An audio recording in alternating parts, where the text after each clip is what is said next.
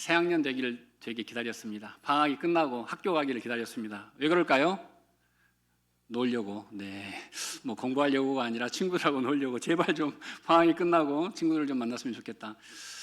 제가 어릴 때는 달력이 귀했지 않습니까? 그래서 새학기 교과서를 뭘로 쌌죠? 달력으로 이렇게 딱 싸가지고 부모님이 주시면 그거 챙겨가지고 이렇게 학교를 갔던 그 방학이 끝나기를 기다렸던 마음이 생각납니다. 열심히 겨울에 놀다가 언제 봄이 왔냐는 걸 생각나냐면요, 강이 그때는 이렇게 많이 얼었나 모르겠어요. 강이 이렇게 얼었다. 봄이 되면 그 얼음이 어떻게 됩니까?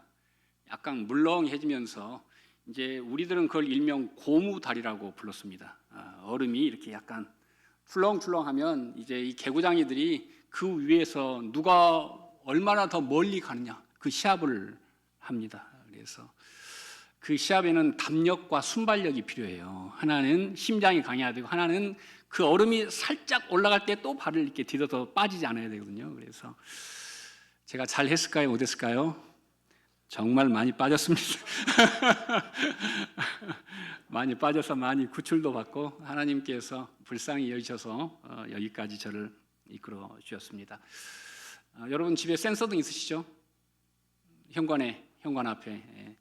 저희 집은 이렇게 현관 앞에 센서등이 있고 또 중문이 앞에 있어가지고 이렇게 있는데 가끔 이제 센서등이 켜질 때가 있어요. 사람이 없는데도. 어떨 때 켜질까요? 바람이 좀 심하게 불 때 센서등이 작동을 하고, 어떨 때는 바람도 안 부는데 센서등이 켜질 때가 있습니다. 근데 어느 날 문득 그런 생각이 든 거예요. 혹시 우리 엄마가 왔나? 그래서 센서등이 탁 켜져서 엄마? 이렇게 했던 적이 있어요. 사람은 누구나 뭔가를 기다리고 살아갑니다. 저도 광영중앙교 오기 전까지는 내가 사역할 곳이 있을까 하고 많이 기다렸죠.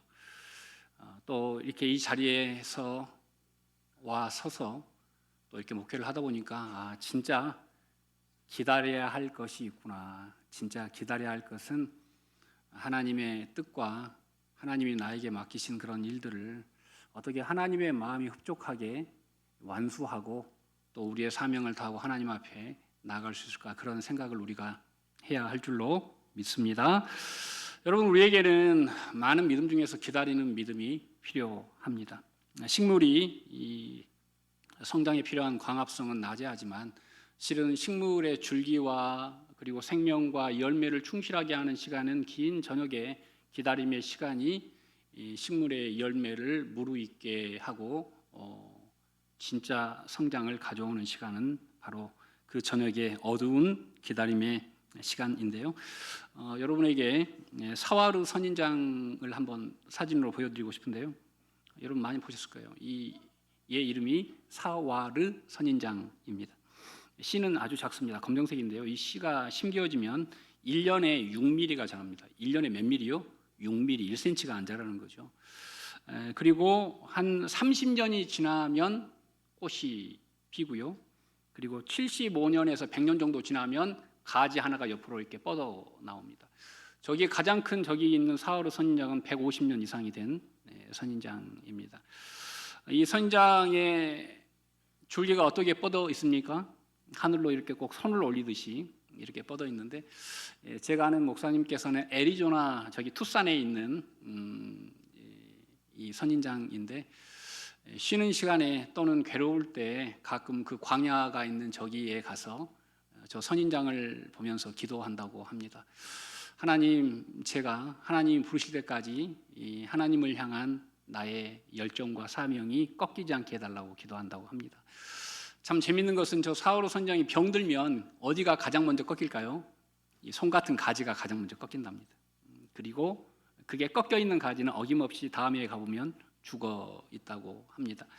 여러분, 우리들은 어떤가요? 우리들의 기다림의 방향, 우리의 생명의 방향이 어디에 있는가를 선인장을 보고도 우리가 알 수 있지 않습니까? 이 귀한 생명이 충만한 봄날에 여러분의 진짜 생명의 방향을 향해서 고대하고 앙모하는 그런 삶이 되시기를 간절히 소망합니다. 아브라함은 75세 때 하나님이 부르셨습니다. 하나님은 어떤 하나님이냐면 하나님은 조급하지 않으신 하나님이시죠. 하나님은 늘 기다리신 하나님이십니다. 하나님께서 조급했다면 젊은 아브라함을 부르셨을 텐데 하나님은 아브라함을 기다려서 75세에 부르셨고, 오늘 본문을 우리가 읽었지만은 오늘 본문을 안 읽은 것 같네요. 가만히 생각해 보니까 제가 정신이 없어가지고 오늘 본문을 여러분들 좀 이따 보겠지만은 보면 오늘 이 본문은 10년 정도 되어 있을 때입니다. 75세에 부름받아서 10년이 지난 때, 바로 오늘 본문의 배경인데요. 아브라함은 10년이 지나자 하나님의 약속이 이루어지지 않자 무척 조급했습니다. 하지만 하나님은 언제나 느긋하게 기다리고 계시죠. 다윗을 왕으로 일찍 기름 부었지만 그가 왕이 되는 시간은 상당한 시간을 기다려야 했습니다. 하나님은 다윗이 성숙하기를, 그리고 하나님의 양떼를 잘 맡아 기를 때까지 하나님은 다윗을 기다렸던 것입니다. 요셉도 마찬가지입니다. 채색옷 입고 자기만을 내세울 때까지가 아니라 온전히 감옥에서 하나님을 신뢰하고 기다릴 동안 하나님은 요셉을 기다리셨습니다. 요즘 한간에 1000만을 넘었다고 요즘 한참 회자되는 영화가 있죠. 왕과 사는 남자라는 영화인데 감독이 장항준 씨인데요. 이분이 22년간 무명이었다고 합니다. 그동안 영화를 이것 말고 한 6개 정도 찍은 것 같은데요. 가장 잘 된 게 150만 정도가 가장 잘 된 거였고, 가장 안 된 건 놀랍게도 9만 명, 9만 한 4천 명 이런 영화가 하나 있더라고요. 아마 보통 사람들 같으면 포기했겠죠. 끝났다라고 생각했을 것입니다. 하지만 그는 그 22년의 무명을 기다리고 또 준비하고 따뜻한 맑은 품성을 잃지 않고 이런 좋은 영화를 만들어냈습니다. 왜 이 영화를 사람들이, 되게 슬픈 영화잖아요. 되게, 그리고 주제도 쉽지 않은 주제인데 왜 사람들이 이 영화를 사랑할까 생각해 보니까 이 죽음과 슬픔을 무엇으로, 웃음과 배려와 사랑으로 승화를 시켜 놓은 거예요. 그래서 이 강팍한 세상을 사는 사람들에게 많은 메시지와 위로를 주기 때문에 이런 사랑을 받는구나라는 생각을 하게 되었습니다. 기다림은 하나님의 본성입니다. 조급함은 사단의 본성입니다. 우리는 빠름을 원하지만 하나님께서는 우리가 바르게 살기를, 바름을 원하시는 하나님이십니다. 제가 아주 좋아하는 시가 하나 있는데요. 자, 시간은이라는 시인데 헨리 반다이크라는 시인이 쓴 시인데요. 한번 같이 읽어볼까요? 자, 시작. 기다리는 이들에겐 너무 느리고 걱정하는 이들에겐 너무 빠르고 슬퍼하는 이들에겐 너무 길고 기뻐하는 이들에겐 너무 짧다. 하지만 사랑하는 이들에겐 그렇지 않다. 뭐가요? 시간이. 시간. 아마 여러분도 이런 모든 시간을 다 통과하고 여기에 계실 겁니다. 느린 시간도, 빠른 시간도, 긴 시간도, 짧은 시간도, 그리고 충만한 시간도 여러분들은 통과하고 이 자리에 서 있습니다. 바라기는, 실은 우리에게는 시간이 한계성이 있죠. 어떤 철학자는 우리가 생명을 향해 나아가는 것이 아니라 우리는 날마다 죽음을 향해서 나아간다라고 누가 이야기를 했어요. 저는 그 말이 정답이라고 생각합니다. 시간은 기다려주지 않습니다. 하지만 우리가 방향을 어디로 갈 것인가는 우리가 선택할 수 있습니다. 오늘 본문을 보면서 빠름이 아니라 하나님이 나에게 맡기신 바름의 방향을 향해서 전진하는 우리 모두가 되시기를 간절히 소망합니다. 예수님께서도 복음을 깨닫지 못하고 세상의 영광을 위해 자기들끼리 다투는 제자들을 끝까지 기다리셨습니다. 그들이 성령 받을 때까지 기다렸고 그들이 십자가의 사명을 완수할 때까지 기다렸습니다. 여러분도 누군가가 기다렸기 때문에 지금 이 모습으로 살고 계시지 않습니까? 지난달에 저희 아내와 저는 결혼 30주년을 맞았었습니다. 누가 철없는 누구를 정말 오래 기다리겠죠? 누굴까요? 말하고 싶지는 않습니다. 누가 되게 철이 없어가지고 되게 한 사람이 오랫동안 저 사람이 철들기를 기다렸는데 광양에 오니까 철을 들기 시작했다라고 이렇게 이야기합니다. 진즉 포스코 앞으로 이사를 했으면 이런 일이 없을 텐데 늦었지만 그래도 끝까지 기다려주는 사람이 있으니까 이런 은혜가 있는 것이죠. 저희 어머님께서 소천하시기 전에 저는 임종을 못 지켰습니다. 내려가는 동안 이미 어머님은 소천을 하셨고, 저희 여동생이 어머니의 임종을 지켰는데 어머니에게 돌아가시기 전에 엄마, 내 자식 중에 누가 제일 걱정돼? 라고 물었습니다. 누굴까요? 네, 저는 아닙니다. 네, 아주 잘 나가고 있는, 세상적으로 성공하고 있는 둘째가 되게 걱정되신다고 그렇게 말씀하셨다고 합니다. 오빠는 하고 물으니까 우리 어머니께서 오빠 걱정은 안 한다. 오빠는 하나님이 쓰실 거야. 이런 말씀을 저에게가 아니라 우리 여동생에게 남겼다고 합니다. 여러분, 우리 인간은 늘 조급합니다. 그래서 우리 한국 사람들은 외국에 나가면 한국 사람들은 뭘 가장 많이 하죠? 빨리빨리. 한국 사람들은 그냥 빨리빨리 해요. 우리나라 2G, 3G, 5G, 선 우리는 웬만한 속도로는 충족되지 않는 사람들입니다. 교회에서도 마찬가지이죠. 새로운 담임 목사가 부임하면 교회가 변화가 되고 성과가 있고 뭔가 열매가 나와야 되고, 선교사를 파송해도 1, 2년 안에 뭔가가 나오지 않으면 교회에서 닥달을 하죠. 하지만 여러분, 선교지 가보셨습니까? 선교사가 그 언어를 마스터하는 데만 해도 3년이라는 시간이 걸리고요. 그리고 그 선교지를 털을 닦고 또 사람들을 세워나가는데 적어도 30년 정도는 투자해야지 뭔가 아까 그 선인장처럼 조금 순이 올라올 정도입니다. 우리 주님이 우리를 오랫동안 기다렸듯이 우리는 조급하면 안 됩니다. 한 영혼이 잘 자랄 수 있는 토양은 조급함의 토양이 아니라 넉넉함과 기다려주는 사람들이 많아야 합니다. 하나님께서 저희 교회에 정말 많은 새 가족들을, 태신자들을 보내주셨는데 이들을 어떻게 길러야 합니까? 조급하면 농사가 되지 않습니다. 바라기는 우리 교회에 심겨진 영혼들을 정말 귀하고 아름답게 천천히 믿음의 뿌리를 깊게 내릴 수 있도록 서로 협력해서 돕고 사랑하는 우리 모두가 되시기를 간절히 소망합니다. 우리 1절 한번 보시죠. 자, 함께 읽겠습니다. 아브라함의 아내 사레는 출산하지 못하였고 그에게 한 요종이 있으니 애굽 사람이요 이름은 하갈이라. 아멘. 10년이 지났지만 약속이 이루어지지 않자 그들은 드디어 하나님을 바라보는 시선을 거둬서 오늘 본문에 보니까 애굽 사람 여종 하갈을 바라보기 시작합니다. 말씀을 받았지만 하나님의 약속이 이루어지지 않자 인내하지 못하고 그들은 하나님을 떠나 세상으로 그 고개를 돌리고 있는 장면이 오늘 본문에 잘 기록되어져 있습니다. 이처럼 조급함은 어려운 환경이나 사람 때문에 오는 것이 아니라 하나님의 약속의 말씀을 의심하는 데서부터 조급증이 시작된다는 사실을 우리는 기억해야 합니다.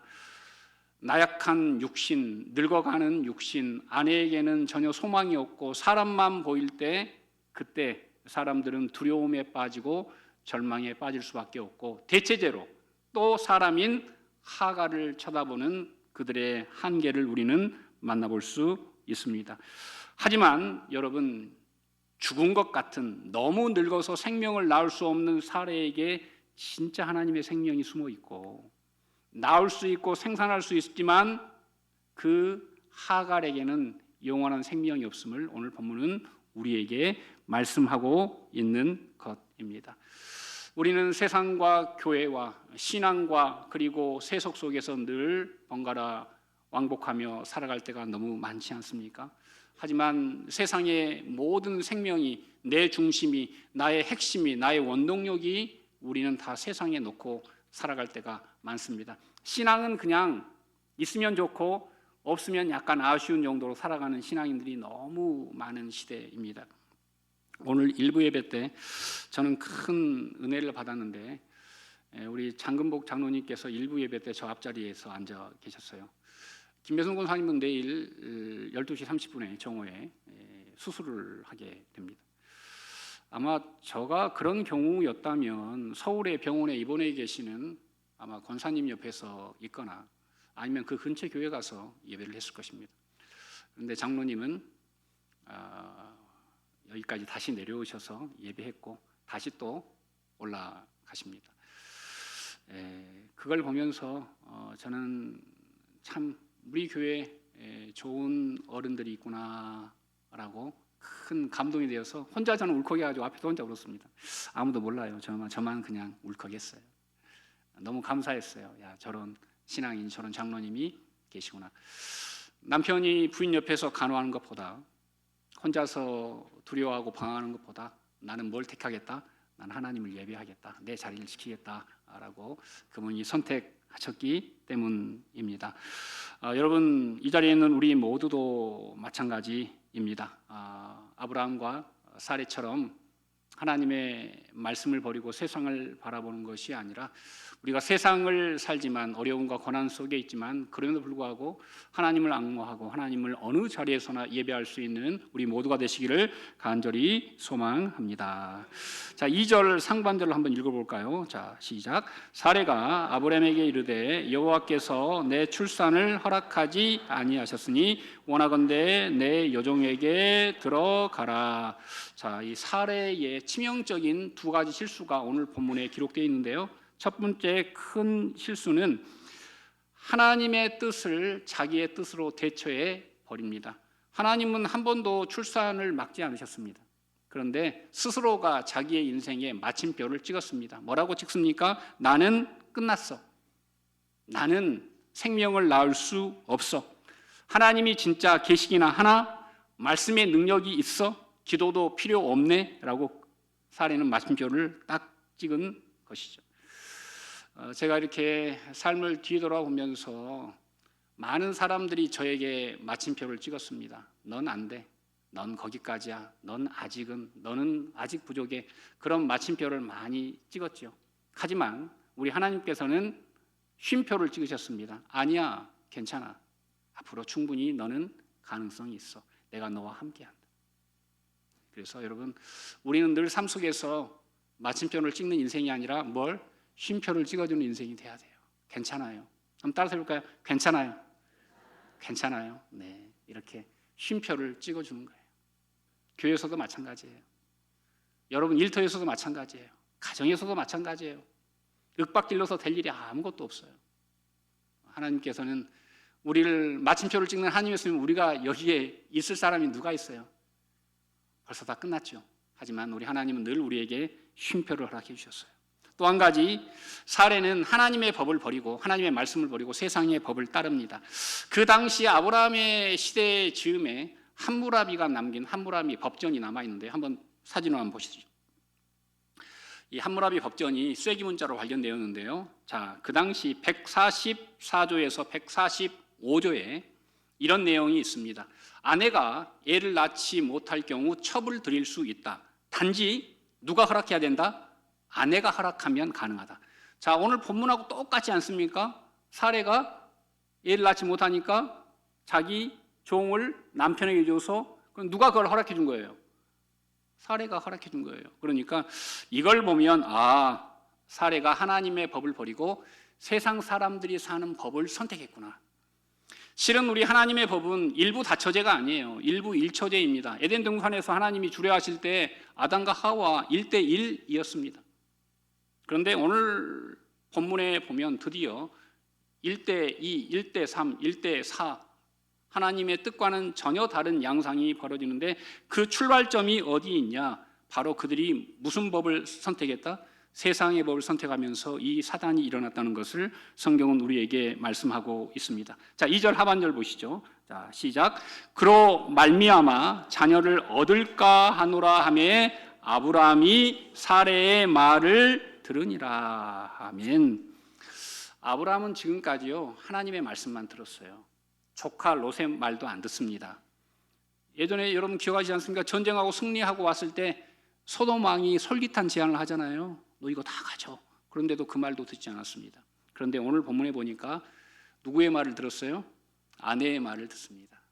말씀이 사라지면 하나님의 말씀을 놓아버리면 어떤 사람도 이런 실수를 할 수 있다는 것을 성경은 우리에게 증언을 하고 있습니다. 그런데 문제는요, 하나님의 말씀을 잃어버린 가정은 무너진다는 거예요. 자, 어떻게 무너집니까? 하나님과의 관계가, 하나님의 말씀이 그 가정에서 끊어져 버리자, 그걸 놓아 버리자, 먼저는 아브라함과 사라의 관계가 깨지고요.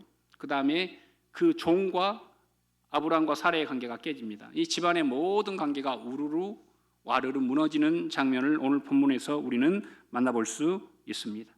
아브라함과 사라는 힘들고 어려울 때 하나님의 말씀을 붙들기보다는 세상의 법을 기초로 하여서 하녀를 통해 자신이 원하는 것을 얻으려고 하고 있는 것입니다. 예전에 어떤 책을 보다 보니까요, 이 장면을 아주 멋있게 표현한 글이 하나 있었어요. 계란이 하나님께서 정한 시간을 견딘 후 스스로 깨면 뭐가 되고? 병아리가 되고, 사람이 깨면 후라이가 된다. 네. 네, 병아리가 그 하나님이 정하신 때를 인고하고 기다려서 스스로 시간을 뚫고 나오면 생명체가 되지만, 인간이 스스로 탐욕으로 깨면 그건 그냥 먹을거리로 끝나버리게 됩니다. 서두르면 이스마엘이요, 기다리면 이삭이 되는 것입니다. 오늘 본문을 보면 참 안타깝습니다. 서로에게 사랑하고 존중했던 모든 관계가 하나님의 말씀이 사라지면서 와르르 무너지는 장면을 우리는 만나볼 수 있습니다. 어떤 사람이 훌륭한 사람입니까? 우리는 어떤 사람과 함께 있어야 합니까? 재력이 있는 사람입니까? 실력이 있는 사람입니까? 능력이 있는 사람입니까? 아니요. 하나님의 생명이 있는 사람, 말씀이 있는 사람, 성령 충만한 사람, 기도의 불이 있는 사람, 복음의 열정이 있는 사람이 되어야 할 줄로 믿습니다. 우리 교회 태신자 게시판을 뒤에 붙여놓은 지 벌써 3주가 지났는데 아직도 빈칸이 가득합니다. 저는 어떻게 생각했냐면요, 153명이잖아요. 153명이니까 저는 한 주 만에 끝날 줄 알았어요. 그리고 2주가 지나면 그 위에 한 겹 더 붙여질 줄 알았어요. 그리고 오늘 3주가 됐으니까 3겹으로 줄 줄 알았어요. 근데 지금 황하게 비어 있어요. 실은 우리가 정말 기대하고 앙모하고 바라고 열정을 내야 될 곳들이 있어요. 야, 이건 내 차지야. 이건 내 몫이야. 이건 내가 감당해야지 해야 될 것들이 있는 거예요. 그런데 교회도 보면은 많은 사람들이 그 일을 하지 않아요. 직분은 있는데 그런 일에는 관심이 없는 거예요. 나는 청년이야. 나는 이제 은퇴했잖아. 다른 사람들이 하겠지. 은사 있는 사람 따로 있어 하면서 다 서로 일을 밀어버리면 안 됩니다. 여러분들에게 간곡하게 부탁합니다. 우리 교회는 말씀을 붙들고 생명의 복음을 전하는 교회입니다. 바라기는 저 태신자 게시판에 정말 하나님을 기대하는 마음이 담긴 이름들이 가득하시기를 간절히 소망합니다. 자, 우리 6절 한번 보시죠. 6절 함께 읽겠습니다. 아브라함이 사라에게 이르되 당신의 여종은 당신의 수중에 있으니 당신의 눈에 좋을 대로 그에게 행하라 하매 사라가 하갈을 학대하였더니 하갈이 사라 앞에서 도망하였더라. 아멘. 자, 사라가 하갈을 어떻게 합니까? 학대했다라고 오늘 성경은 기록하고 있습니다. 예전에는 서로 죽어도 못 사는 관계였거든요. 그런데 말씀이 사라지자 그들의 관계는 완전히 서로 원수가 되어지고 있습니다. 그리고 그 집에서 살기 위해서 도망갈 수밖에 없는 그런 인생이 되었습니다. 자, 그리고 하갈이 원래 어디 출신이에요? 애굽 출신이에요. 그래서 수울길, 수르 광야, 암벽 광야를 지나서 원래 자기 집으로 돌아가려고 방향을 틀었던 장면이 오늘 본문 7절에 기록되어져 있습니다. 자, 그런데 8절 한번 보실까요? 자, 8절.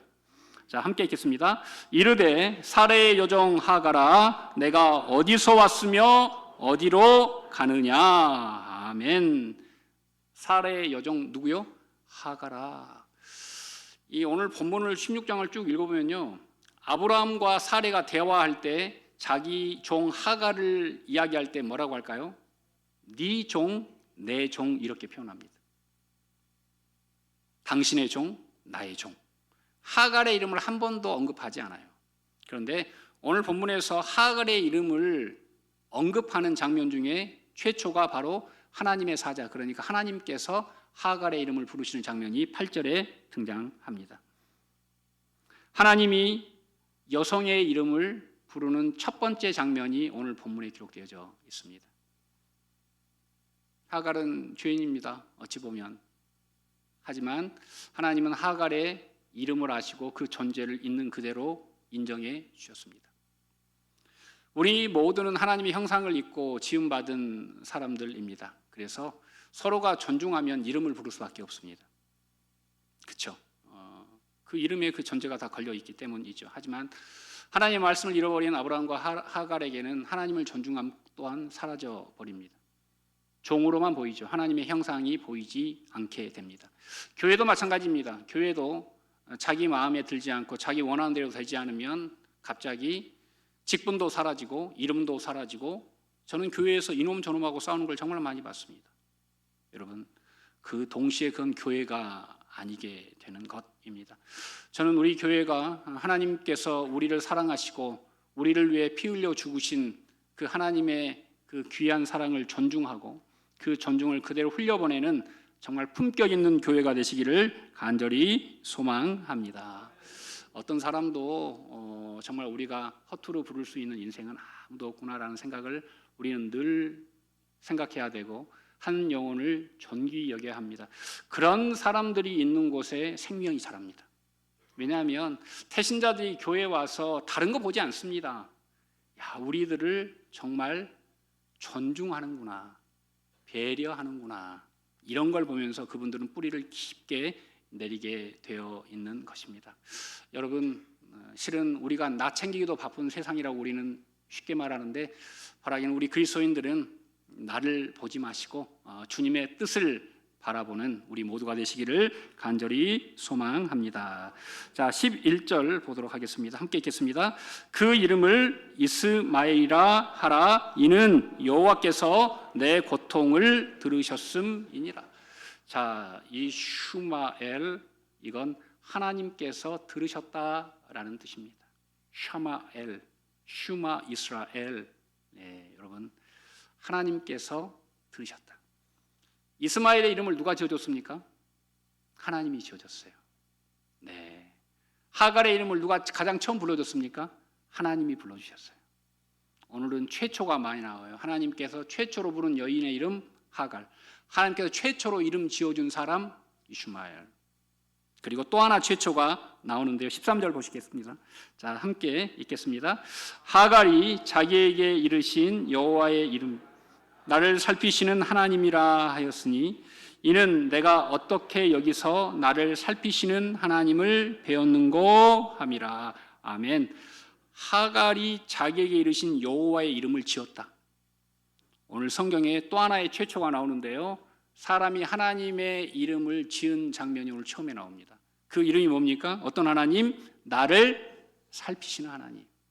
오늘 본문에 두 번 반복돼요. 나를 살피시는 하나님, 나를 살피시는 하나님.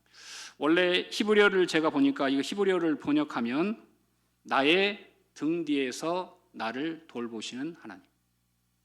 나의 등 뒤에서, 이 찬양 아시죠? 이 찬양이 바로 오늘 이 구절에서 나온 거예요.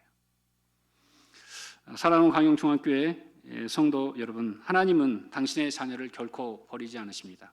인간이 실수한 그 실수까지도 하나님은 이름을 붙이시고 그 영혼을 끝까지 추적해서 살려내십니다. 애국으로 방향을 돌이켜서 다시 주인의 집으로 돌아가도록 설득하십니다.